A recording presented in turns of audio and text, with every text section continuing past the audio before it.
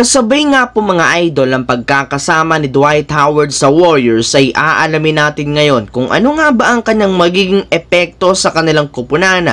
Nasasamahan ko na rin ang balitang jackpot nga daw po ang Los Angeles Lakers sa kanilang trio tower at ang babala ni LeBron James sa Denver Nuggets. Pag-uusapan na rin natin ngayon ang balitang nakaswerte nga po ang San Miguel Beermen sa mga fans ni Keith Jimenez. Kaya mga idol, tara!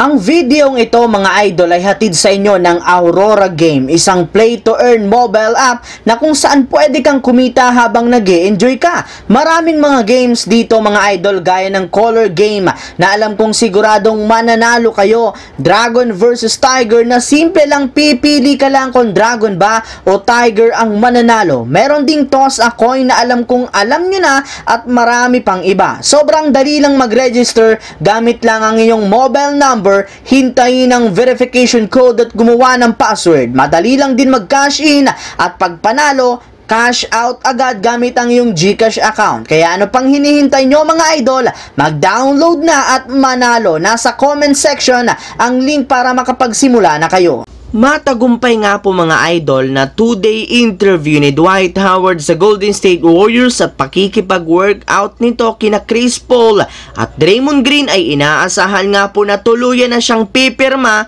ng kontrata at makakasama niya nga sa wakas ito sa kanilang lineup para sa darating na season. Pero isang malaking katanungan, ano nga ba talaga ang tunay na rason bakit nagka-interes ang Golden State Warriors sa kanya na bukod sa wala na ito sa kanyang prime ay may edad na nga ito at hindi na rin naman ganun kalakasan ng kanyang katawan kaya inaasahan nga na posibleng mataas ang tsansa na ma-injury ito. Pero mga idol, sa kabila nga po ng mga pagdududang yan, naniniwala pa rin naman nga po ang Warriors na magkakaroon ito ng malaking impact sa kanilang team, especially sa depensa. Yes mga idol, bagamat man hindi ganun kalakasan na si Howard ay kakayanin para naman itong makipag-provide ng depensa sa ilalim ng basket at makakuha ng mahalagang rebound na siyang kinakailangan ng Golden State Warriors para manalo sa kanilang darating na laro. Bukod nga po dyan, kinukomplement rin naman ito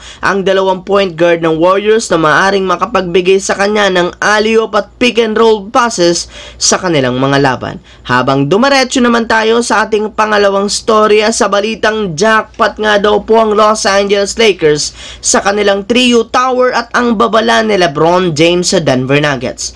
Matapos nga po mga idol ang mga ginawang napakaraming magandang move ng Lakers ay sa wakas, tuluyan na nga silang nakabuo ng isang trio tower na ilang mga teams lang naman ang nagkakaroon nito sa liga. Sa parte nga po ng Lakers, meron nga silang kasalukuyang tatlong big man na sina Anthony Davis, Jackson Hayes at si Christian Wood na siguradong kakatakutan nga po ng lahat ng kanilang mga makakalaban, lalo na ang ating defending champions na Denver Nuggets. And speaking of Denver Nuggets mga idol, naghahanda at nagwo-workout na rin naman nga ngayon si LeBron sa pasilidad ng Lakers, gayong balak nga talaga niya na bawian ng Denver sa darating na season. Yes mga idol, walang ibang plano ang Lakers at si LeBron kundi magkampiyon next season at makabawi sa Denver Nuggets na tumalo sa kanila. Samantala, pumunta naman tayo sa ating huling storya sa balitang nakaswerte nga po ang San Miguel Beermen sa mga fans ni Keith Jimenez. Katulad nga po mga idol, nang naibalita ko sa inyo, binigyan na nga po mismo ng SBP ng offer sheet si Keith Jimenez at bagamat man hindi ito ang kanyang pipirmahang kontrata, malaki ang tsansa ngayon na makasama siya sa kanilang kupunan, lalo pat hindi rin naman sasayangin ng SMB ang oportunidad na makakuha ng mas maraming susuporta sa kanilang mga fans ni Keith Jimenez. Yes mga idol, jackpot nga po ang SMB kay Keith Jimenez, gayong alam nga po ninyo na marami itong follower at fans sa social media. Kaya kapag kinuha nga nila ito, lalago pa nga po ng husto ang community ng San Miguel Beermen. Kaya asahan nga po ninyo na hindi nila bibitawan si Keith Jimenez, lalo pat bukod nga sa kanyang fan base, magagamit naman nga nila ito sa kanilang mga laban sa PBA.